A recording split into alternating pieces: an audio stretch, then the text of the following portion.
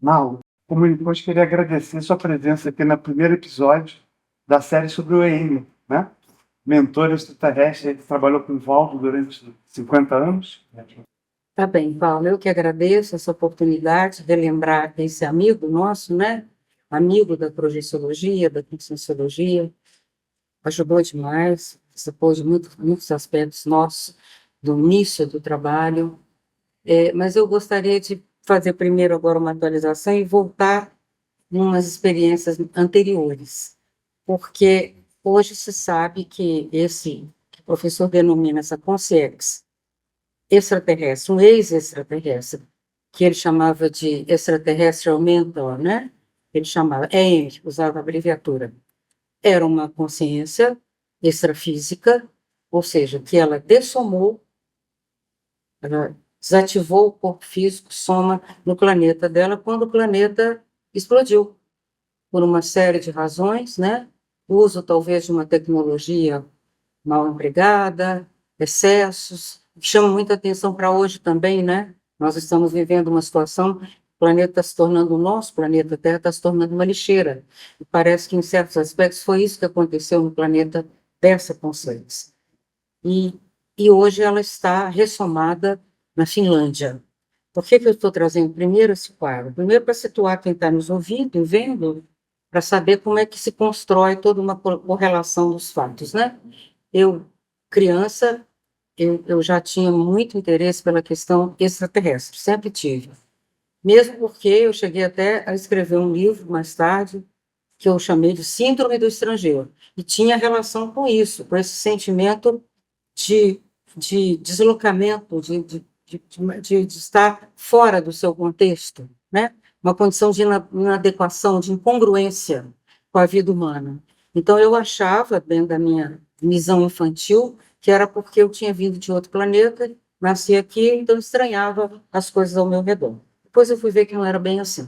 Mas essa questão do EM estar na Finlândia, eu andei fazendo umas conexões, e desde criança eu acabei me interessando pela Finlândia. Eu gostava, eu achava uma coisa diferente. Aos 13 anos, eu fui para um colégio interno, e a minha professora que eu mais gostava, ela era professora de canto, inglês, latim, pintura, e ela dava aula de cinema. E eu tinha 13 para 14 anos, fiquei lá até os 15 para 16. E essa irmã era finlandesa, ela me trazia as revistas da Finlândia, eu gostava de ver aquelas fotos lindas, né, da Finlândia. E eu também tinha uma predileção muito interessante sobre a luz verde. Luz verde, não é bem a cor verde só, é a luz, porque dava aquela luminosidade esverdeada, bonita, neon, em tudo. Então aquilo me encantava, eu até troquei a lâmpada uma vez da sala da minha casa para aquela cor. Por que eu trago isso? Porque depois eu comecei a associar o EM com essa luminosidade. E passei a associar também uma sinalética pessoal parapsíquica que eu tenho, em que aparece justamente uma luz verde neon, que ela se movimenta, meio arroxeada nas pontas, e eu tive aquele insight, mas isso é a aurora boreal. Eu tenho vínculo com a aurora boreal. Me lembrava uma coisa muito boa. Também não sei se extrafisicamente, durante o período intermissivo, eu sei que fiz uma excursão, uma para-excursão interplanetária, ainda como consciex no período intermissivo, e fui levada junto com um grupo, vários grupos, mas eram grupos pequenos, até 20 pessoas por aí, consciex, que éramos levados a planetas tanto mais evoluídos que a Terra, quanto mais atrasados que a Terra, para a gente poder estabelecer comparações. E eu me lembro dessa condição, e uma cena ficou bem gravada para mim, de ver uma nave assim se deslocando. Depois, fisicamente aqui, já na minha atual identidade, eu tive a oportunidade de 2 vezes também ter avistamentos de naves. Sei que não é raro, hoje se fala isso com toda naturalidade, mas há alguns anos, ou até na minha infância, adolescência, gostar de disco voador era quase um atestado de loucura, de insanidade da pessoa, de fantasia, no mínimo. Então, tudo isso está dentro do bojo das minhas lembranças do EM. Eu conheci, reencontrei o professor Valdo Vieira no dia 26 de outubro de 1986, num dos lançamentos do Tratado Projeciologia, Panorama de Experiência da Consciência Fora do Corpo Humano. Eu vi lançando e soube naquele dia que ele realizava palestras na casa dele, que a gente poderia frequentar. Então, no sábado seguinte a essa apresentação, eu já estava lá, fui recebida pela esposa dele, a senhora Elizabeth, Lisa, nossa querida Lisa, e na segunda vez que você ia a essa tertúlia projeciológica, eu denomino assim, antes ninguém usava essa expressão, mas eu sempre usei, que era uma tertúlia projeciológica, o professor lia um capítulo, um trecho, e debatia conosco. Na segunda vez que você ia à casa dele na biblioteca, cabia em torno de umas 50 pessoas, ele já deixava você ficar para a parte prática. O que era a parte prática? Era uma dinâmica parapsíquica, em que ele, em transe, ali na poltrona, acompanhado pela doutora Pia Steiner, que era uma bióloga da Fundação Oswaldo Cruz, ela acompanhava os experimentos e as pessoas que estavam ali na época, já voluntários, ajudavam, e o professor entrava em transe, e nessa oportunidade também o EM, extraterrestre aumenta, se manifestava através dele. Então, você já ia lá na frente, ele energizava, e às vezes ele falava alguma coisa.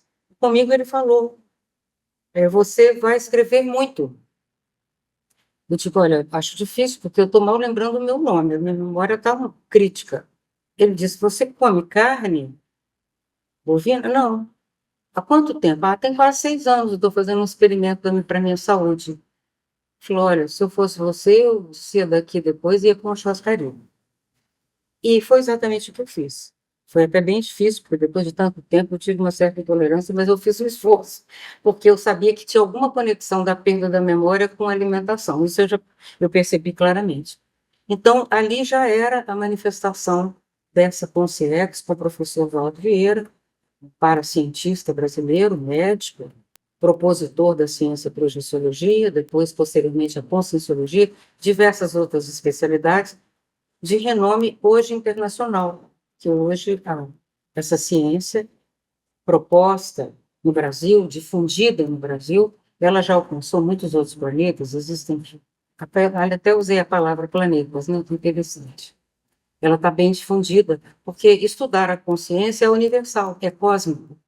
A consciência se manifesta em todos os lugares.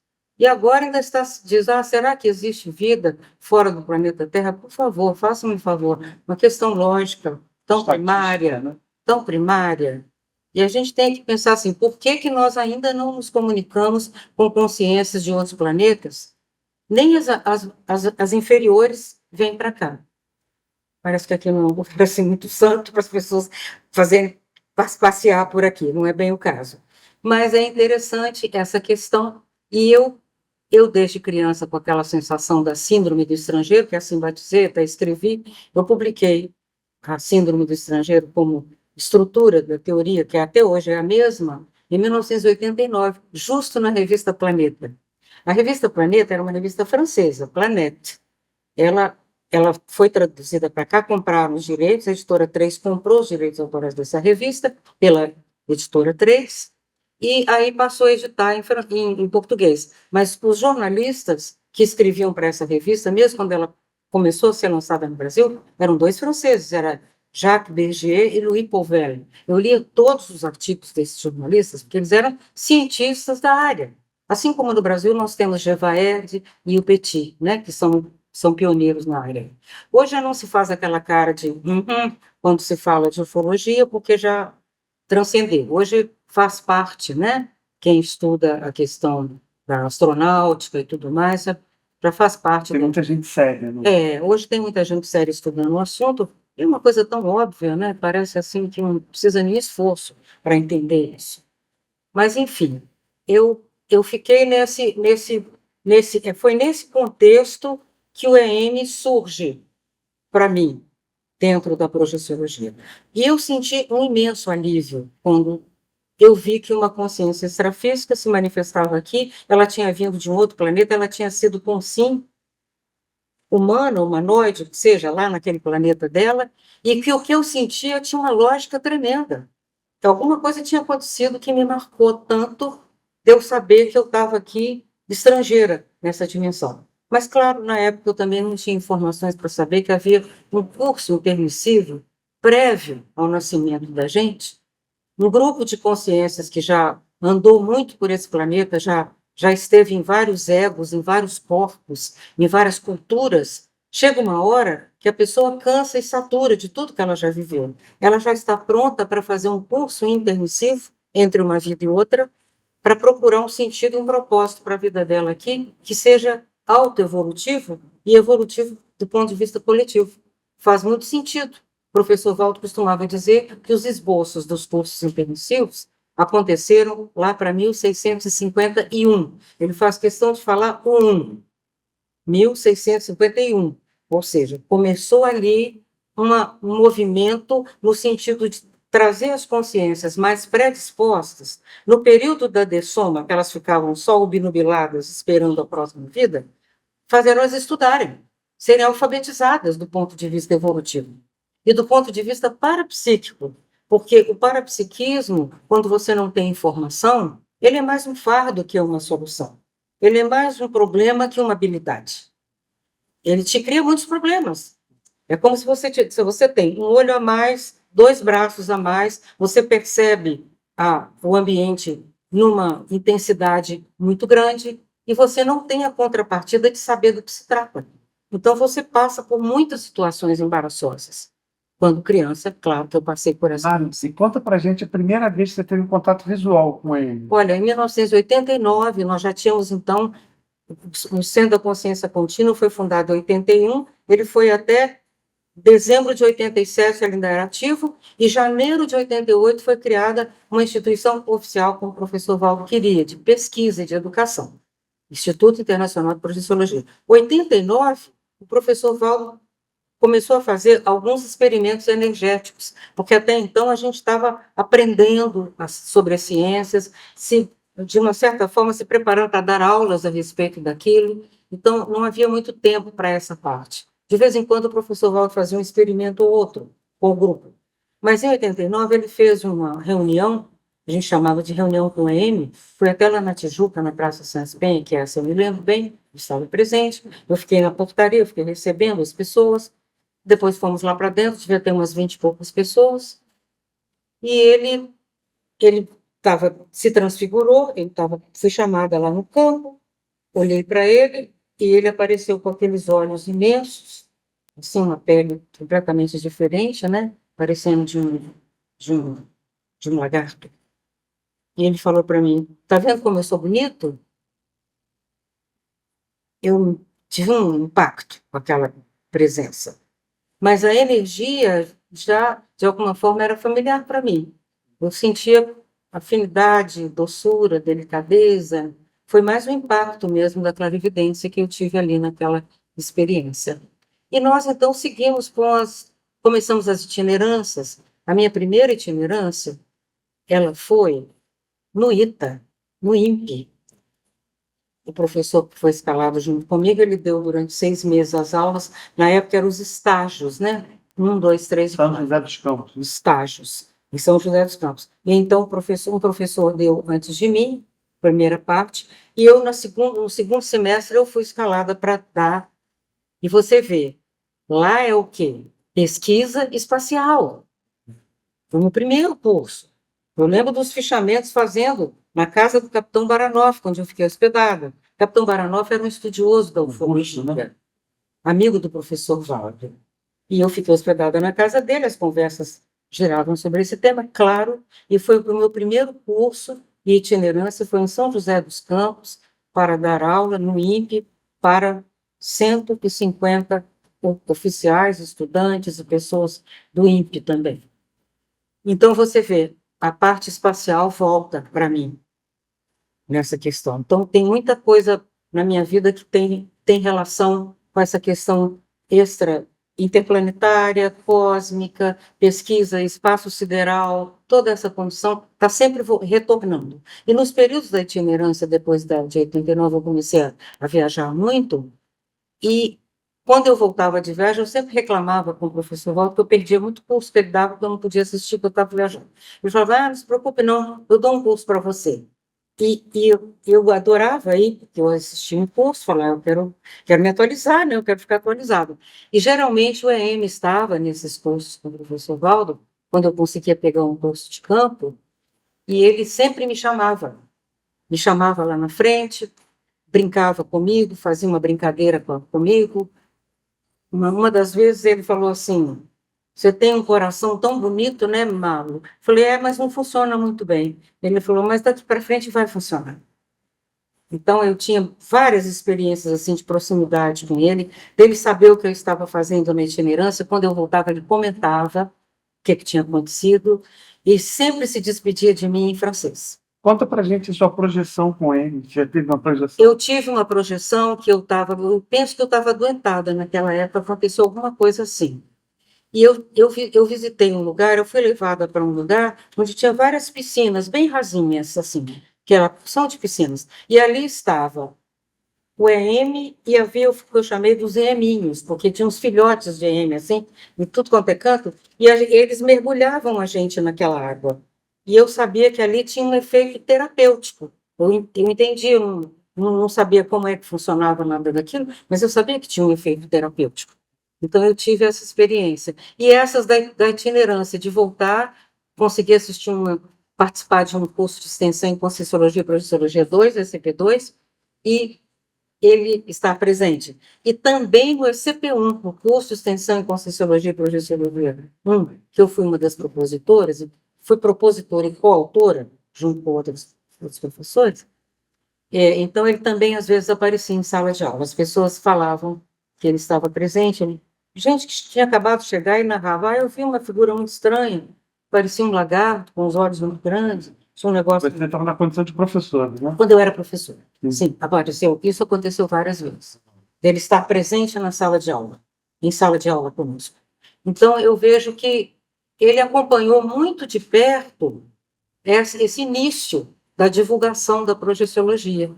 Ele itinerou conosco, ele esteve presente em várias ocasiões, ele estava presente em cursos comuns do cotidiano, mas também no SCP-1 e no SCP-2 posteriormente. Então, e tem uma sinalética que eu passei a associar a ele, então, que é a da aurora boreal. A aurora boreal, porque aquela luz verde que eu via se movimentando assim, que também tinha um arroxeado nas pontas, era muito bonito de ver, porque tinha movimento. Isso eu tinha em clarividência de olhos abertos. E eu associei, então, depois com a aurora boreal. Quando eu fiz essa associação, eu tive aquele impacto da confirmação, né? O banho energético confirmatório. Então, para mim, também foi muito, muito marcante essa condição. Mas eu vejo que o ponto mais marcante para mim em relação ao EM é saber que a síndrome do estrangeiro que eu sentia tinha uma razão. Não era propriamente por causa de outro planeta, mas era por causa do curso intermissivo. A síndrome do estrangeiro é abstinência do curso intermissivo, das companhias do curso intermissivo. E aí você chega aqui e nasce na família com a qual você tem as pendências do seu grupo karma para recomposição. E isso também foi o que me inspirou para o meu segundo livro, que foi Autocura através da reconciliação, nasceu disso. Que eu percebi, então, que a síndrome do estrangeiro, ela vinha de um processo ego-kármico. Eu queria estar na companhia daquelas pessoas que eu amava, que me compreendiam, e é muito natural, mas que havia algo a fazer, porque o ego-karma gera problemas e interprisões com o grupo karma. Quando você está insuficiente com suas habilidades, você acaba gerando também algum compromisso em volta do seu entorno. Então, eu pude entender muito mais e resolver essa questão dentro de mim, da síndrome do estrangeiro, que é um risco muito grande, pode comprometer um macrosoma, pode comprometer uma programação existencial, tanto auto-proex quanto a proex coletiva, a max proex de todos, né? Malu, conta aquela relação que você trouxe para a gente antes, em relação à mãe do Valdo com a Amy, que ela ressomou na mesma época que o Amy na Finlândia, né? Isso, ela está também na Finlândia, a dona Aristina. E o professor Valdo, em uma ocasião, quando ele estava até comemorando 50 anos de autoria de livros, não, 50 livros que ele já tinha publicado, ele convidou a gente aqui em Foz já, para um jantar lá no shopping.